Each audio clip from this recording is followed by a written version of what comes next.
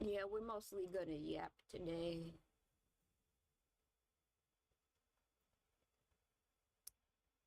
Because for some reason,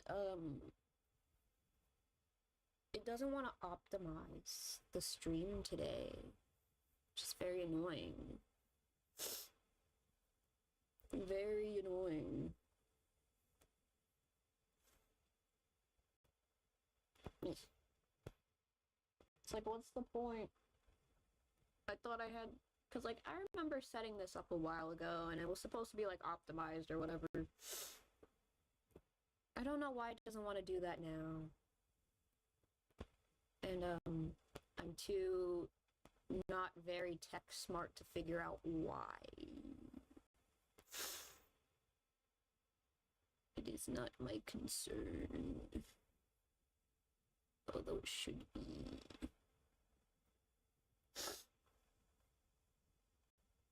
We're mostly just gonna yap a bit. I still haven't really fully caught up with the Baymax Twisted Wonderland event right now.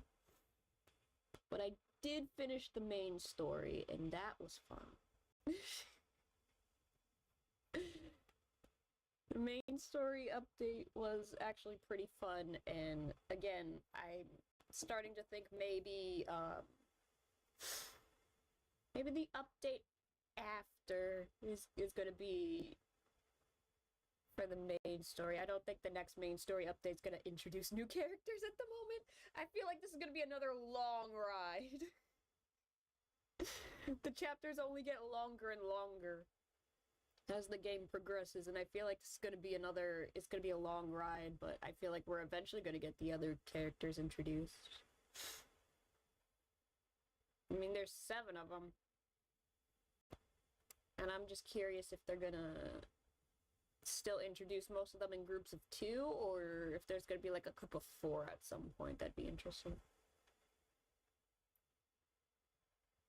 Or if we're gonna get one by themselves. Because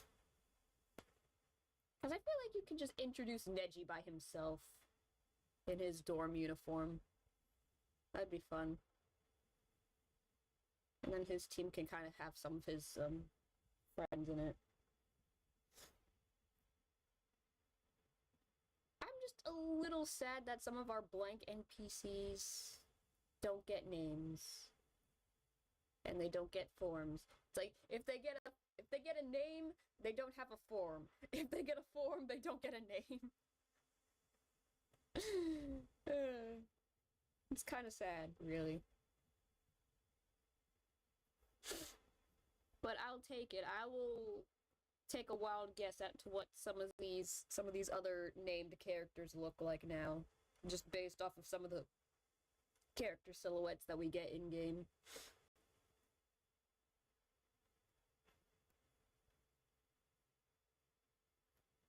I feel like it would have been too much of a hassle to edit some of the sprites in order to get that to work, but at the same time, I would be fine.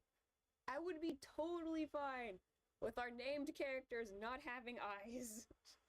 I would be fine with that. It's just, I need more clarity, because it's kind of hard to tell when they're just blank characters.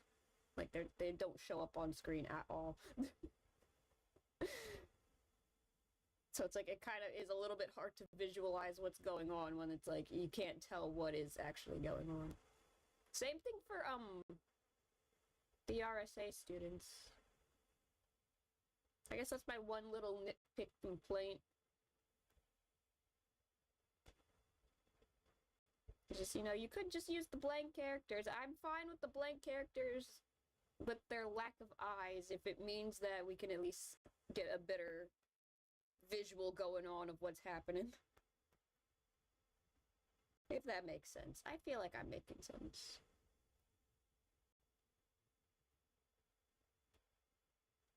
I feel like that's what I'm doing.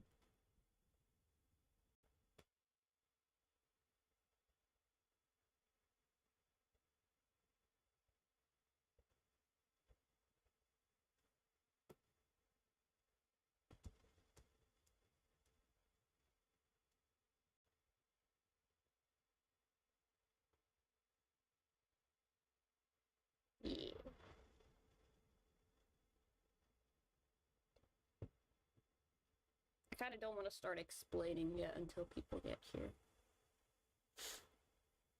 Let's see. We could also, well,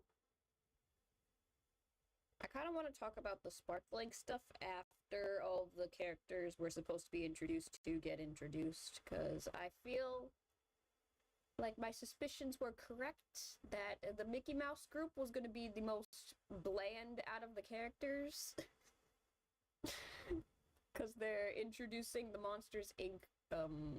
Group, and I feel like the designs have a little bit more sauce going on in comparison.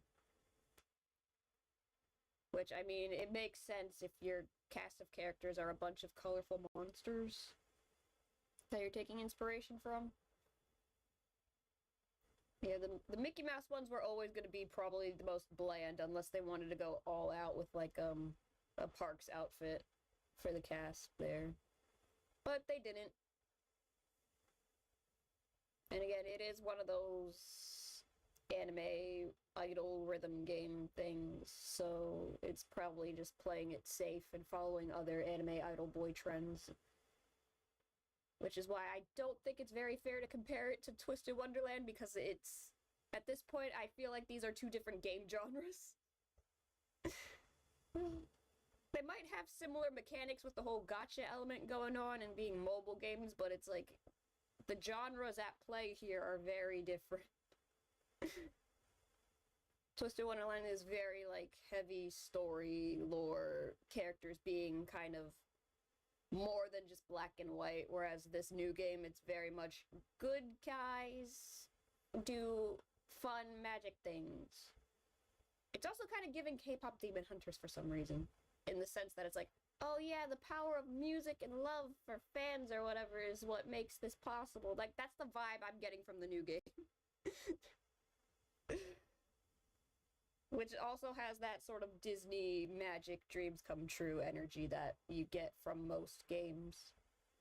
I think you kind of even get that in Kingdom Hearts a little bit with the whole, we fight the power of darkness with, like, friendship or whatever. Like I feel like that is a thing that's pretty common in most of these, like, Disney collaborative projects that people get the chance to work on. There's gotta be some sort of dreams come true thing going on, or, like, magic or whatever. It's like, that's always gotta make an appearance in there somewhere.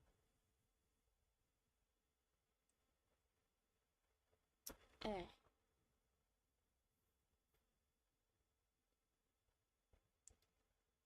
mean, I could pull up, maybe the Sparkling page and show off some of the pictures. Again, for that one, I don't have much to go off of other than auto-translate, which is kind of a bummer. Because, like, I'm curious. I want to know exactly what the correct vibes are for this game. Because so far, I'm just going off of the terrible auto-translate. That one translation I found under one of the lore videos for this thing from the main account, and just the design of the characters alone.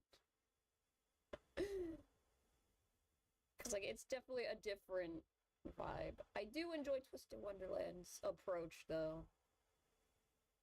It always felt like the more improved Descendants concept. Because even when I was younger and Descendants was still new, I didn't like it. Because I'm like, most of these characters died in the movie. How are they gonna have, like, direct descendants like this? But it's like, Twisted Wonderland presents it more like, oh, these were historical figures from, like, long ago. So it's like, that makes more sense, and these are people inspired by these characters. These figures of history. It's like, that makes more sense. Like, I can get behind that better than just, oh, Maleficent didn't actually die? Question mark, question mark. Because it always felt like she's just straight up dead. Like, she turned into, like, dust after getting stabbed with the sword. Although people usually look at that and be like, well, no, not really. I'm like, I'm not so sure. I'm not so sure.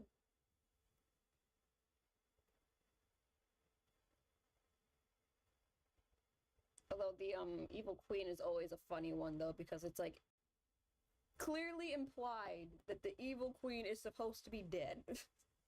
Like you got the symbolism for it and everything, because back then they couldn't really show on-screen death for anything. So it's like you got the symbolism of she falls off a cliff, struck by lightning, and there's vultures circling around. Implication that she is dead. But yeah, she always comes back for some reason, and I find that kind of funny. Like, they always have to try and work their way around it. It's like, you see, well, not really, because, magic. It's like, yeah, fair point, you can explain it away with, like, magic or whatever, but it's still kind of funny.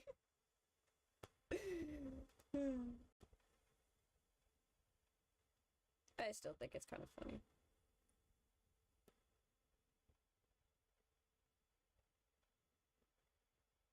This is probably going to be a short yap session as well. Because again, this laptop is, hanging on. It does not want to cooperate with me.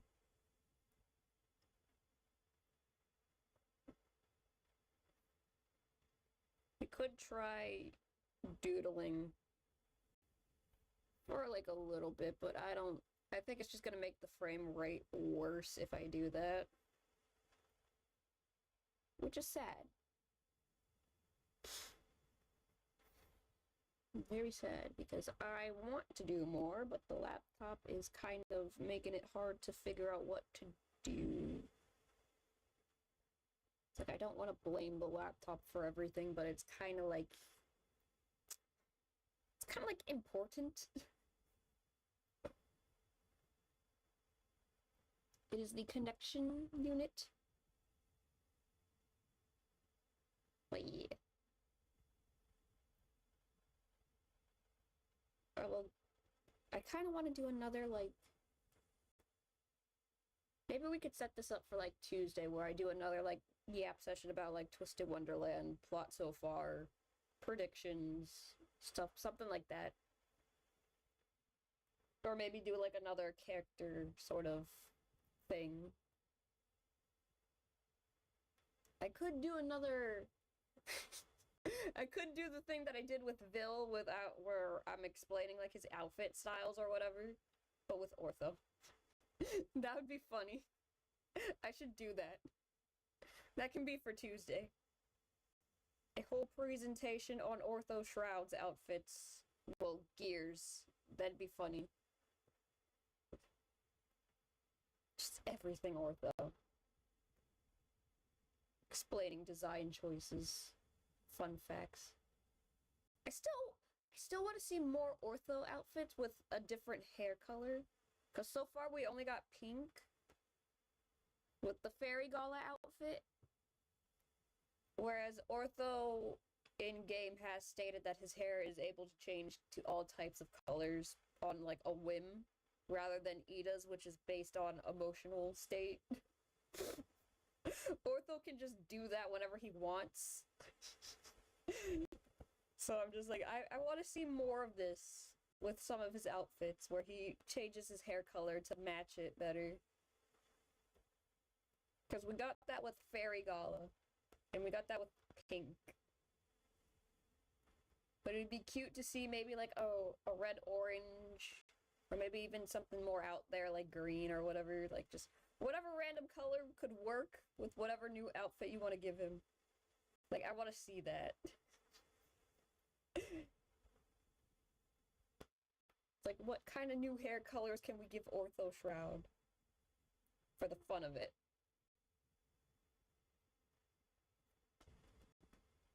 Like, I want to know. Oh. We got new game mechanics. Oh. Boy.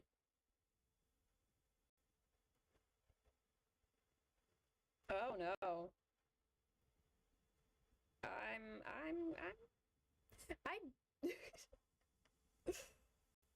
I'm gonna have to come back on that. I don't know how to clear the main, like, I read through the main story translation. I need to see how you play through it right now because they dropped a new way to play through the level.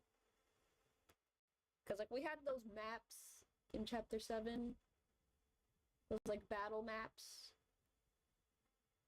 We have, like, rhythm games ever so often, and then regular card battles, but now they throw in something that I don't even know what I'm looking at. It looks like a board game.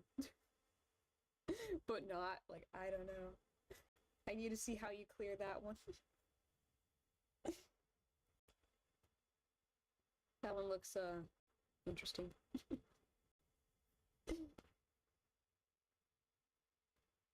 And it was, the thing that I was trying to remember yesterday with the main story and what event they were playing through, it was Relic Labyrinth. I got it confused with the other one, which was like, an obstacle course maze or something. It was more like a maze race similar to like the White Rabbit Festival event where they're like running through a maze, but it's like a relay race. That was the thing that I was getting it confused with. They're competing in a Relic Labyrinth.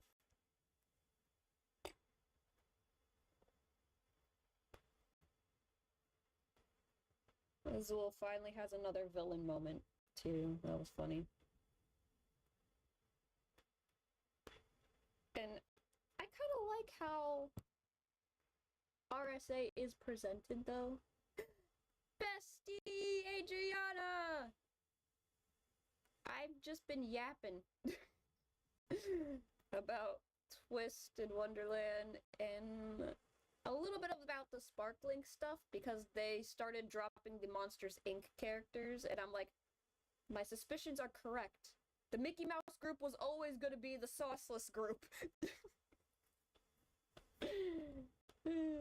Azul villain arc again. Sum Ortho! Yeah! We got Sum Ortho here. And I was about to say, I kind of like how RSA is presented in Twisted Wonderland because they're not 100% goody two-shoes characters, but they're definitely more like they have a moral backbone in comparison to the to the Night Raven college students. Because apparently for the main story in the Relic Labyrinth competition, you're not allowed to have like phones or any sort of way to communicate with people or your team. But RSA is able to work around it because apparently Ryle's unique magic lets him use random little trinkets that he finds and uses it to like make pseudo walkie-talkies out of it. Like, he'll take a fork, he uses his unique magic, and now he's able to use that fork and whatever other random bottle openers or things he finds. And like you can communicate with it. And it's funny because like when they were able to figure that out, they're like, dang it. No wonder they're so efficient. They're still communicating with each other. Ryle, yeah. Ryle's unique magic lets him, as Azul puts it, communicate through junk. It's very rude, Azul. Okay, but I low-key want Ryle's magic. Yeah, it's like very convenient for certain situations, that's for sure. You're getting yourself involved in a funky situation. Here, take this pencil. I can now communicate to you with a fork. As long as you have the pencil. And as long as nobody figures out what we're doing. But it's funny, the whole, like, sequence where they're figuring out how RSA has, like, this huge lead. Jade and Floyd are kind of, like, commentating, like, they seem to be talking into weird items. And Floyd's making jokes like, that's not how you use a pair of glasses. But yeah, that was funny. I like that whole revelation of like, they're communicating, and it's technically not against the rules. So it's like, it's time for us to not play fair. I'm taking your magic, Ryle. Sucks to suck.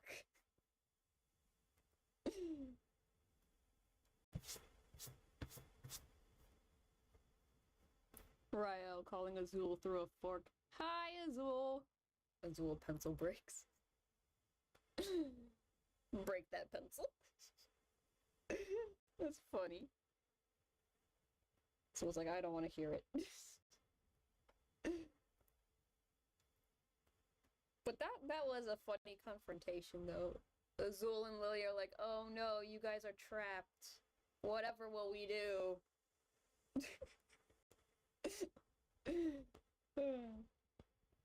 And it's kind of funny because for a moment I kind of thought that Lilia was gonna be like, aw, you poor baby. Because he kind of had like this little moment of like, aw, I feel so bad about you crying right now. But we got a mission. As much as I feel bad for you right now, I'm not letting that ruin the plan. It's like, give me your unique magic, Ryle, please.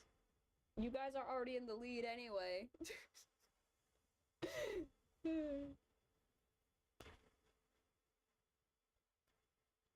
Although I'm still wondering why Lilia was chosen.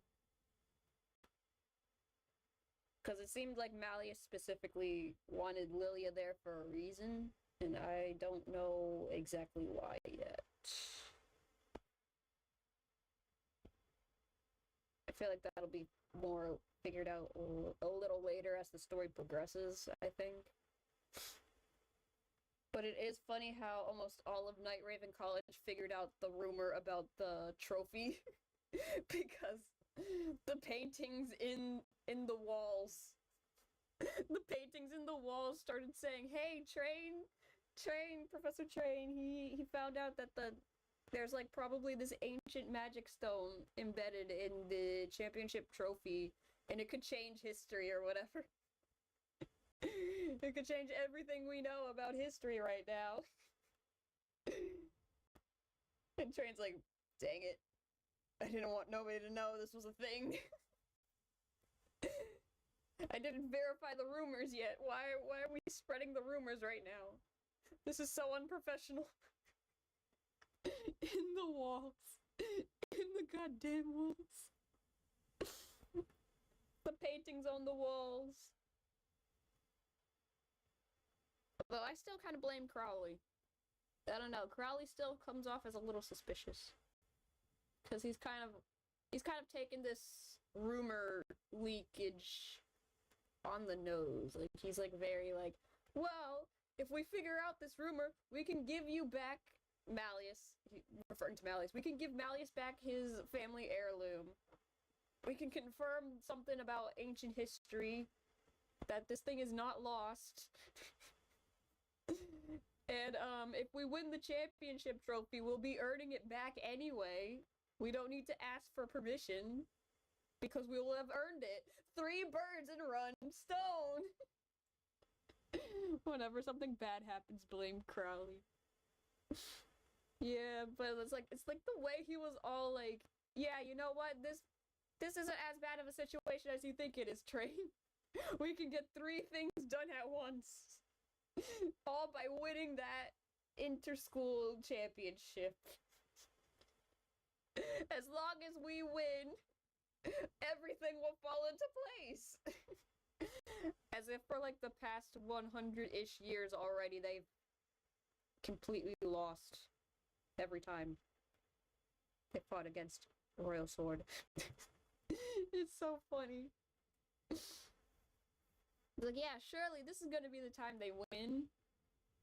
Things are on our side now. Our students are very motivated.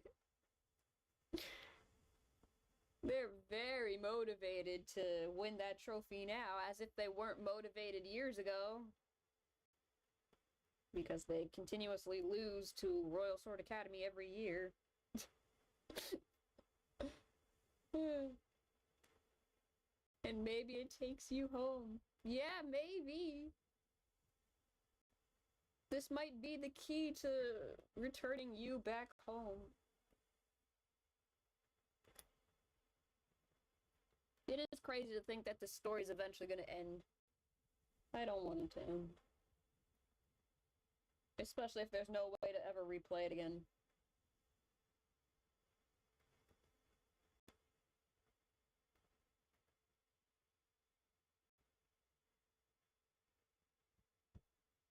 Yeah, and the #1 star student power is gone.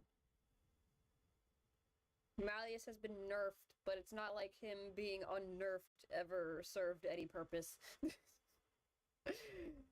Because even with one of the most powerful mages, one of the top 5 most magical mages in all of Twisted Wonderland, they still lost.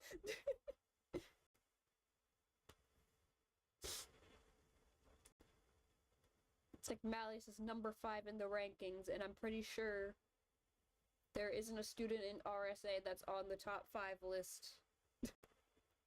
As far as I'm aware.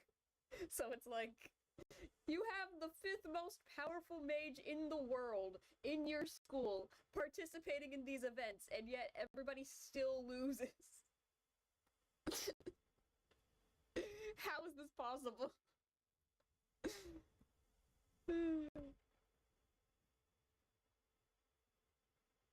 It's funny. Although I'm also still excited because I want to see what the rest of RSA's students look like. It's probably gonna take a while to get there. They just can't ask. At some point, I'm starting to think it's the trophy itself that keeps messing with everything. Like, the trophy itself is like, I want to stay at a Royal Sword, so I'm gonna make sure Royal Sword always wins. Night Raven College is, they're never gonna win. Although this might be the year. Okay, so that gem belongs to one of my students, and one needs it to get home. I need to see the fairy from Sleeping Beauty. Yeah, I need to see Lilia's opposite. If the student even is a fairy, it could just be the uniform for that Sleeping Beauty dorm. I forgot the name of it already. I feel bad. Because we have the names for it right now, but I don't remember off the top of my head.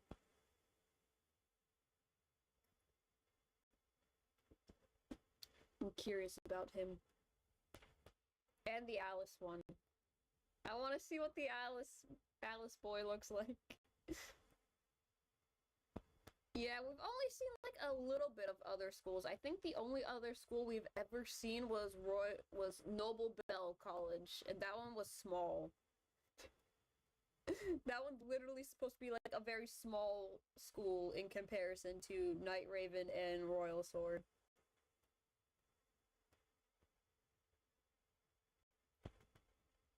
And so far, I don't think they've introduced any other smaller scaled magic schools since then. As far as I remember. I just remember Noble Bell. Because that was like the first time we were introduced to a school outside of like the island. I know I already have it for my OCs, but I need a Madam Mim school. We need the official Madam Mim mini magic school. That's a lot of M's.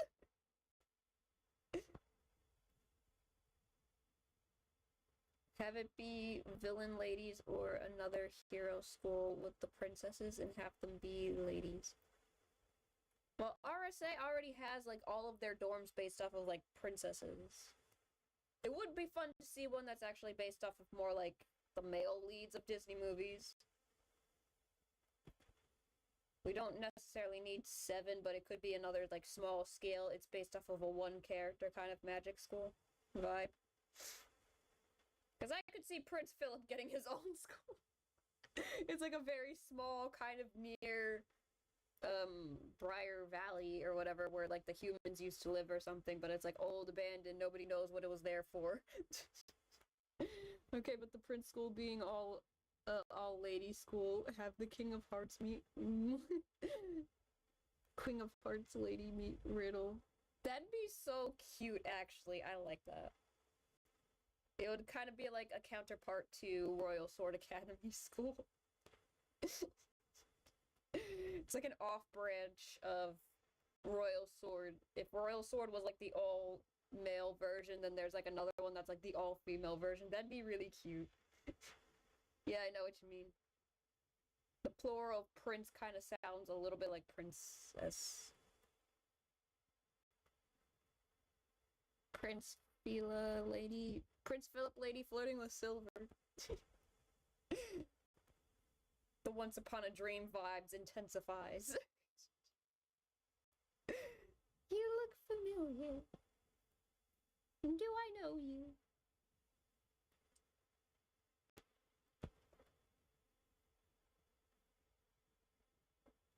That'd be funny. Like, I'm not against the idea of introducing, like, another school that's probably, like, a female school counterpart. Especially if it's just, like, an event characters kind of thing where we don't really get the characters anyway. They're just there for, like, an event or, like, a story purpose. That'd be fun. Gee, wait, you know how Riddle is short, yet the Queen of Hearts is big? Have the King of Hearts be taller. King of Hearts lady is taller than Riddle. That'd be funny. It's like, I still have time to grow. No, you don't, Riddle. I'm sorry. And Malleus having beef with Prince Philip lady. Ah!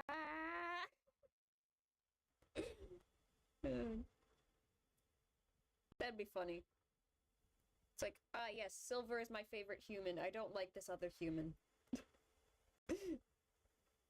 Even though they're weirdly similar. That'd be funny. Well, that's a little bit difficult because Silver really is just a very even blend of Aurora and Prince Philip, in my opinion. Like, he's a very good mix of the two, almost like he's like their love child or something. At least that's how I see Silver's character.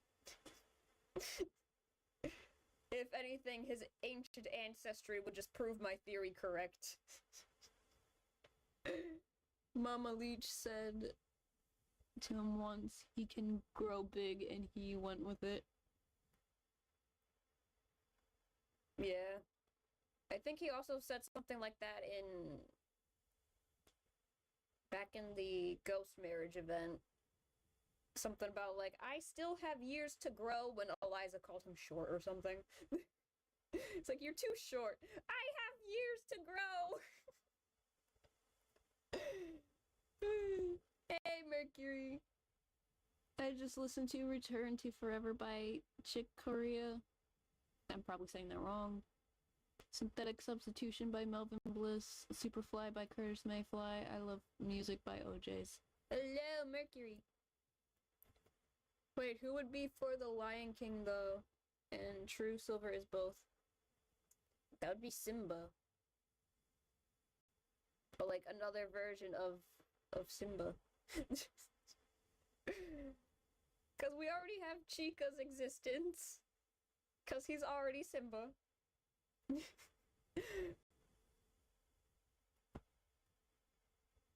Or maybe Mufasa. But that'd be weird.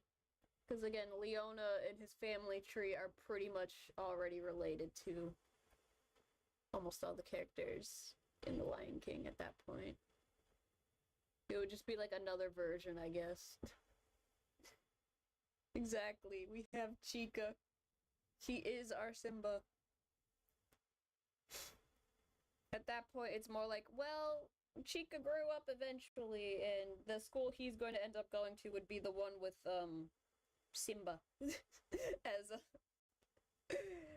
as one of its founding leaders. So I feel like it would be like a small magic school in the the homeland, I guess.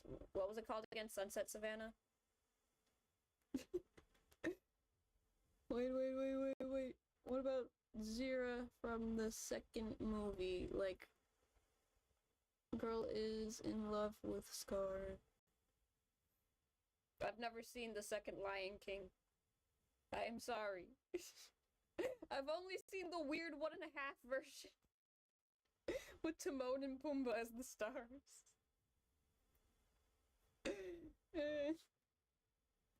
But I guess that could work.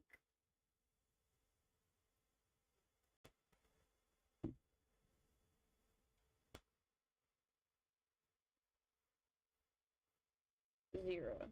I still need to watch that second Lion King movie. I need to watch a few of those direct-to-DVD sequels. Especially the Cinderella ones, because the third one is apparently the best. I still have not watched that one, but that one seems to be everybody's favorite when it comes to direct-to-DVD sequels of already existing Disney movies. Where it's like, you didn't have to go that hard, but you did. Especially in terms of Prince Charming's personality, I guess, from that one. Because I still see that clip where he jumps out the window where it's like, you're not allowed to take any foot down these stairs. And he's like, okay. Jumps out the window.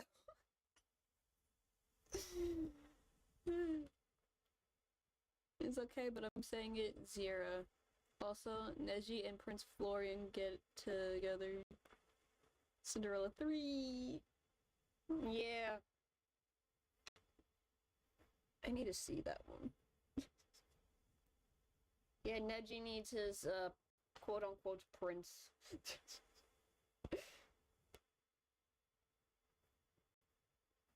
He needs his prince. And this prince could be a pretty lady.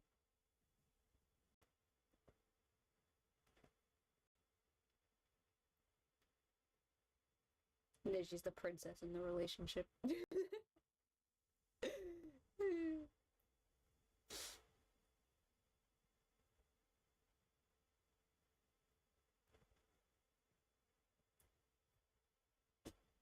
I like that.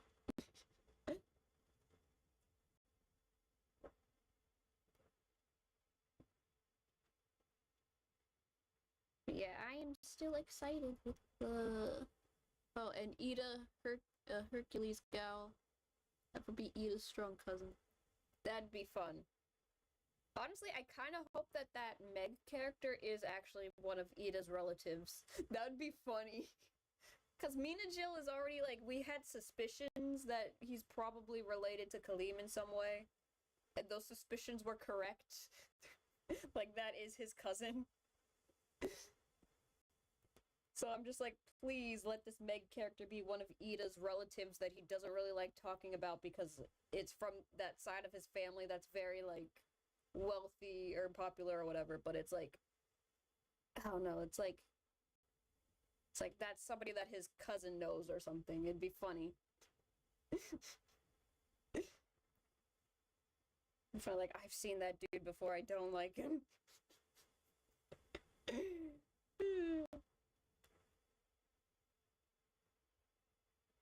Like, girl can lift up Ida with one arm.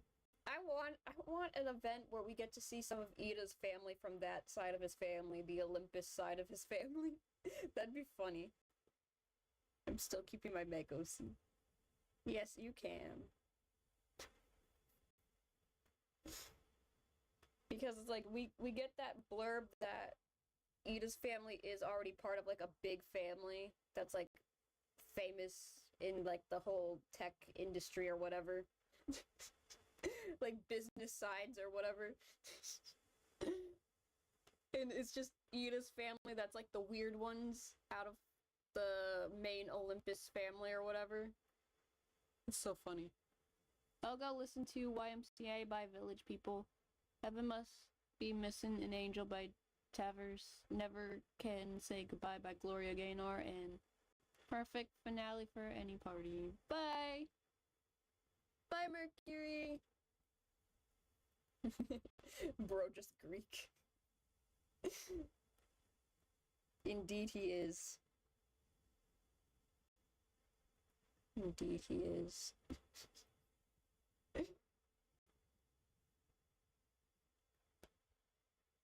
Because, like, it would honestly be funny to see his other family members. Because, like, they're all loud and, like, sociable, talkative, very easy to, like, communicate with or whatever. And then there's Ida, who's just like, I don't want to be here. I really don't want to be here.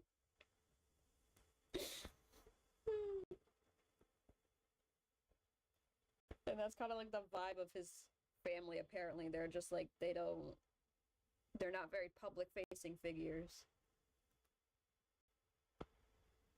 They're shrouded in mystery. Ooh.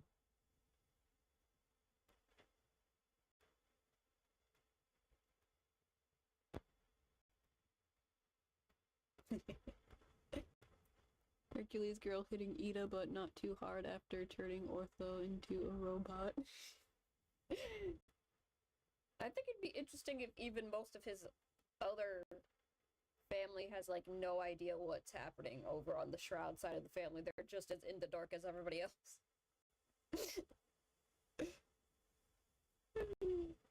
OMG, her magic can be 0 to hero. It gives her super cool strength.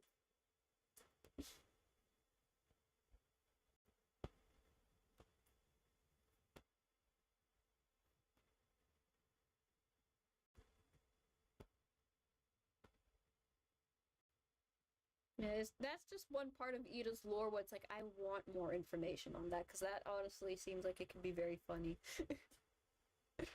You know, along with the whole, I need Ida and Lilia to finally realize they're online besties. That's also a piece of lore where it's like, I don't even need it to be a main story thing. I just want it to be part of, like, a funny event where they figure it out and they're like, what? Really? We've known each other since, like, this long? How is this possible? Or it's like one of those, they don't believe it still. That'd be funny.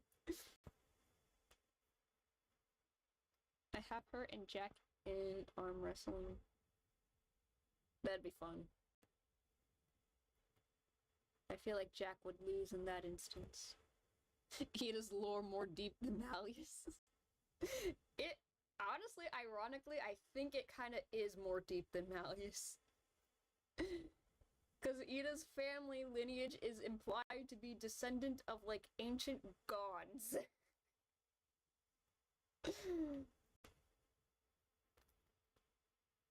Especially given his odd appearance in comparison to, like, most of the normal characters of Twisted Wonderland. It's like, technically, yeah, he's human, but there's something weird about him. Why is his hair fire? Why does his teeth look like that? These are questions we'll never know the real answer to. Other than, it's an implied family curse since the ancient times.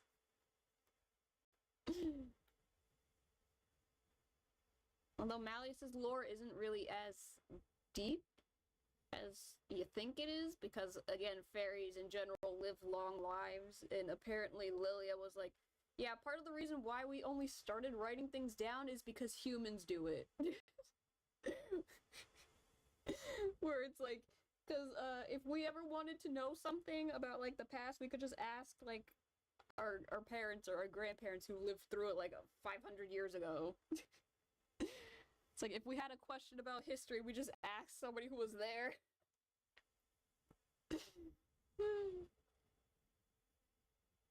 Hercules' girl is just glowing, and she just glows. It's like, I don't know why she glow, but she glowing. Okay, but, like, what happens to Ida's hair if it's wet? We still need this answer. I don't think we've ever gotten this answered either. And I don't even know if it's, like, in one of the art books either. Is he bald? Does he still have hair? Or is his hair just behaving like like fire. And that's honestly just how long his hair actually is. Because that'd also be interesting. Dude, that would be interesting. You know what? I think Tuesday we can have like a little like discussion about like random stuff that we still have questions for in Twisted Wonderland that don't really need answers, but we have questions about anyway. Ida's hair is definitely on that list. Like, how does Ida's hair truly work? We know that he's cursed to always like filter blot. Like, that's part of his like family's curse, so like his family can't even overblot under normal circumstances. But it's like, how does that behave when wet? Have her girl have a robot Pegasus that Miss Shroud gave her. Yes! Oh, that'd be so cute. Maybe even like a Pegasus backpack or something. I don't know, like just Pegasus merchandise or something. That'd be cute.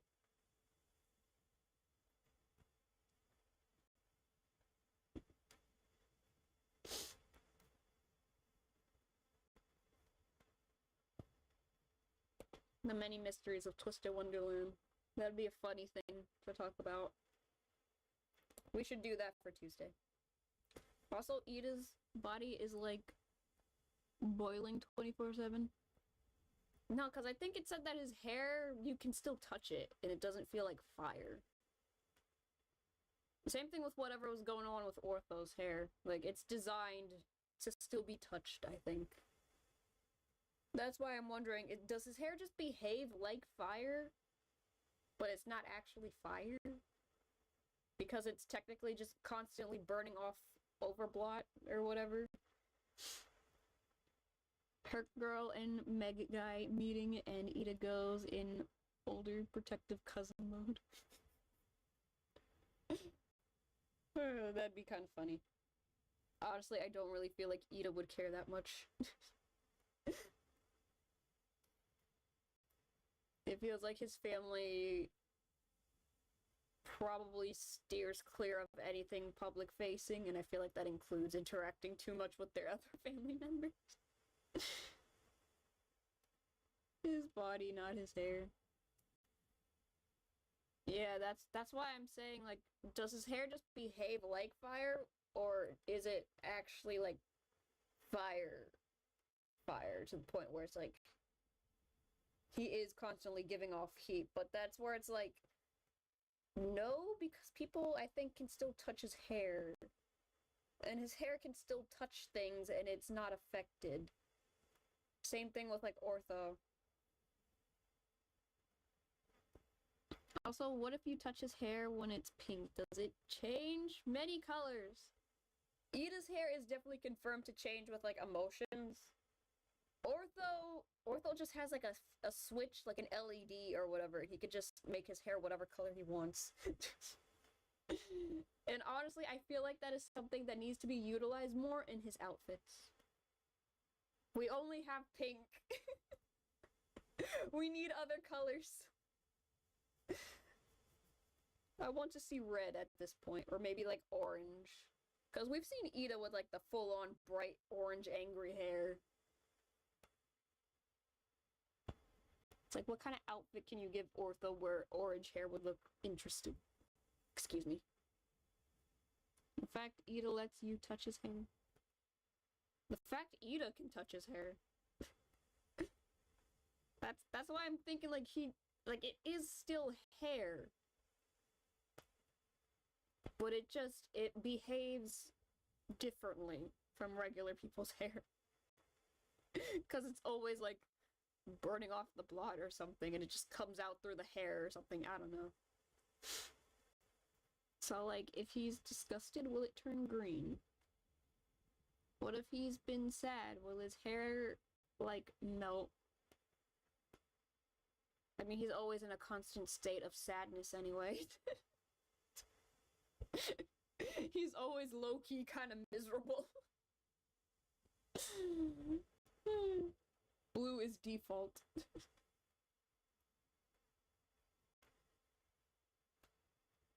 I can see Kid Ida looking at his burnt pillow. She got angry. She got angry and set the pillow on fire. Oh no.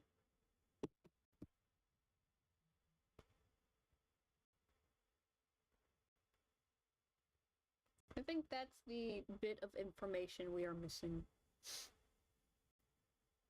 about Ida's hair. More about how it actually behaves rather than the fact that it's like, oh, this is just the result of a family curse that constantly is burning blot off. It's like, we know the cause, but it's like, how else does that hair, like, can you touch it? And it doesn't feel weird, because as far as I know, you can touch his hair and it's not that weird feeling. Like, it's not on fire, it just looks like it's on fire. I can see Kid eating in his boot pillow. I read that already, I'm silly.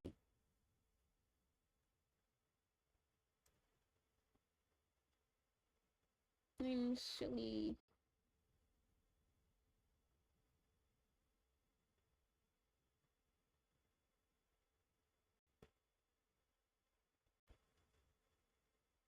Silly, silly, silly.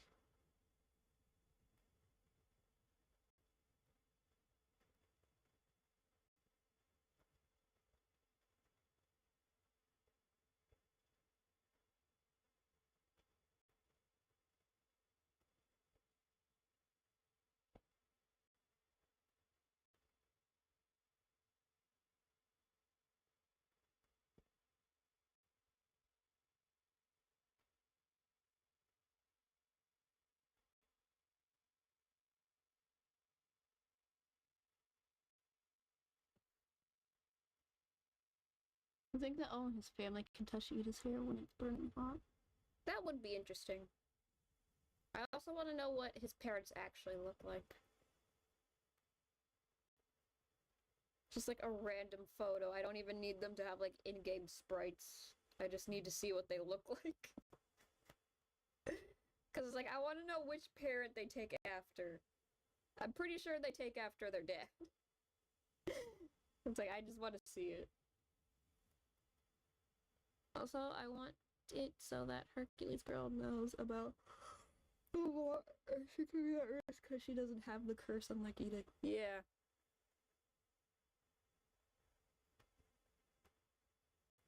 Yeah, because that is kind of like the whole gimmick of the Shroud family, is that they've been cursed with this, like, ancient curse, and they're just studying it throughout all of time. and, like, basically being, like, the world's secret police when it comes to, like, overblot cases and trying to, like, you know, sweep them under the rug a little bit. Like, you saw nothing. We need this right now. We need to study this, please. We must understand. It's like, seriously, we need to understand we can't overblot physically.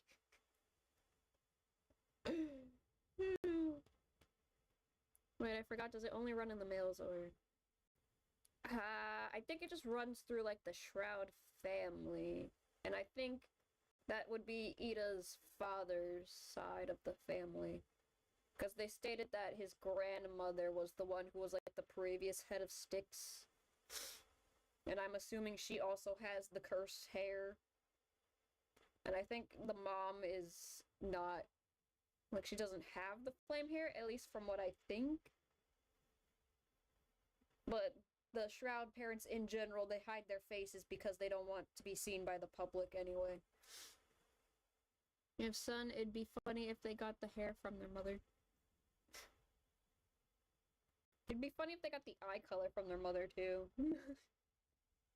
Because, like, technically, Hades' eyes are not yellow. The white part of his eyes is yellow.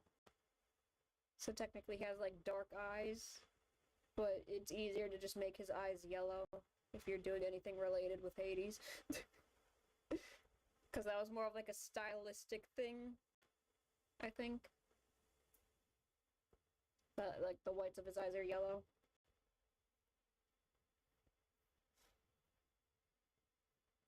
But that'd be funny.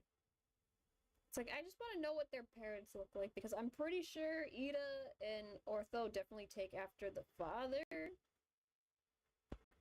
But it'd be kind of funny if Ortho's more rounded expression, like bigger eyes, is from the mom's side, even though this is just a robot.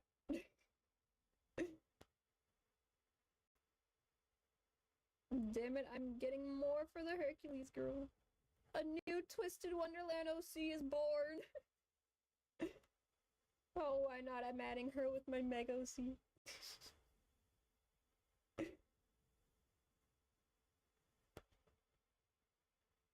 Meg OC's got a decision to make, I see.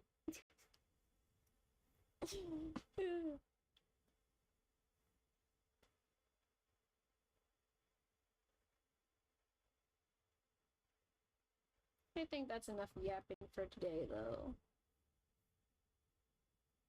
I think tomorrow we'll probably just yap again. I can probably try to do more of that sketch page I was working on with characters with no shirts on. But there's also, I could probably talk a little bit about the sparkling stuff again tomorrow, because they are releasing more characters, and like I said earlier, I was kind of correct in thinking that the Mickey Mouse characters were going to be the most weak out of all of them. Oh no. Yeah, I gotta go. There's things I must do. And games I must play. Okay, bye. I'm gonna work on Hercules girl. I'm gonna give her a Greek name. Shirtless boy. It's called anatomy practice. Bye-bye. Thanks for stopping by.